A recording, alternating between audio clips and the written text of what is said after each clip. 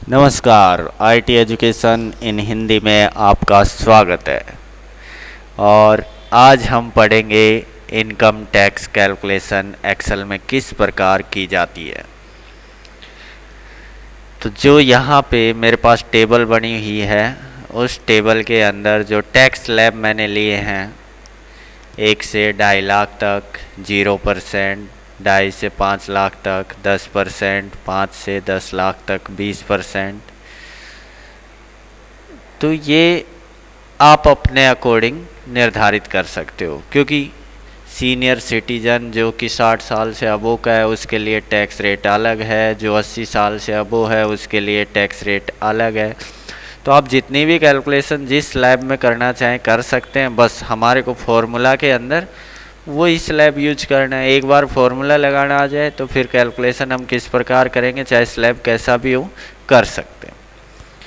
तो यहाँ पे देखो इनकम रखी हुई है मैंने 9 लाख रुपए। अब 1 से 2.5 लाख तक 0% टैक्स लगता है, तो यहाँ पे 0% आ रहा है। 2.5 लाख 1 से 5 लाख तक 10% टैक्स लगता है, तो यहाँ पे 25,000 रुपये आ रहा है। और 5 से 10 लाख तक 20% टैक्स लग रहा है, तो यहाँ पे 80,000 रुपये आ रहा है। अब ये कैलकुलेशन किस प्रकार से हो रही है, तो मैंने यहाँ पे इस तरीके से इफ़ का फॉर्मूला लगाया हुआ है। अब इस इफ़ को समझने के लिए मैंने एक सिंपल तरीका यहाँ पे निकाला है, जिसमें कि जहाँ पे सेल एड्रेस हम यूज कर रहे हैं उस जगह पे मैंने नाम दे दिया कि इनकम। तो यहाँ पे देखो पहला फॉर्मूला 0% टैक्स निकालने के लिए, 0% टैक्स निकालने के लिए इनकम। तो इनकम हम यहाँ पे रख रहे हैं। जब हम फॉर्मूला लगाएंगे तो इस जगह का सेल एड्रेस लिख देंगे।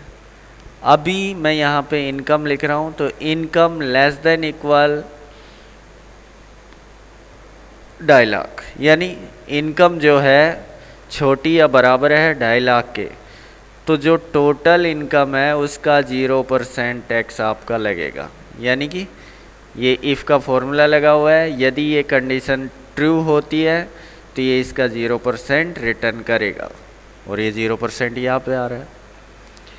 अब मैंने 10% कैलकुलेट करने के लिए मैंने यहाँ पे क्या किया है कि इफ़ अब कंडीशन, ये जो यहाँ पे कंडीशन थी इसको एंड के अंदर बंद कर दिया। और एंड को डिटेल में जानने के लिए आप मेरे एंड फंक्शन का जो वीडियो है वो आप देख सकते हैं। तो यहाँ पे एंड के अंदर मैंने इनकम बड़ी है 2.5 लाख से, और दूसरी कंडीशन दी है इनकम छोटी या बराबर है 5 लाख के, यानी 2.5 लाख से तो अधिक है और 5 लाख तक है या 5 लाख से कम है। तो अगर ये ट्रू रिटर्न करता है, यानी एंड दोनों तरफ की कंडीशन सत्य हो जाएंगी, तो ये ट्रू रिटर्न करेगा। और ट्रू रिटर्न करने पर ये क्या करेगा, जो टोटल इनकम है उसमें से 2.5 लाख निकाल देगा। 2.5 लाख निकालने के बाद जो बचता है शेषफल उसका 10% यहाँ पे रिटर्न कर देगा। ठीक है। अब यानी कि आपकी इनकम 4 लाख है और 4 लाख पे 10% आप टैक्स दे रहे हैं, तो 10% कितने का देंगे आप? 2.5 लाख का तो देंगे नहीं, क्योंकि 2.5 लाख तक तो 0% है, उसमें से 2.5 लाख माइनस कर दो। तो यहाँ पे वही किया है कि 2.5 लाख उसमें से माइनस कर दिया, जो बच गया उस पर 10% हमारे को टैक्स पे करना है। अब आगे की तरफ अगर ऐसा नहीं है तो इफ़ इनकम, यदि इनकम 5 लाख से भी अधिक है, तो 5 लाख से भी अधिक है तो सीधा सीधा 2.5 लाख का तो 10% ही लगना है, तो यहाँ पे 2.5 लाख का 10% निकल गया। अब बच गया जो अगले स्लैब के अंदर चला जाएगा।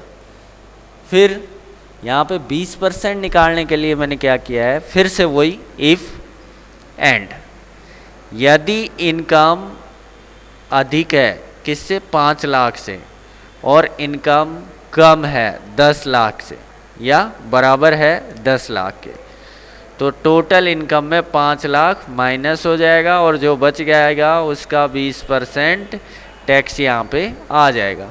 अब आप इस तरह आगे कैलकुलेशन करते जा सकते हैं।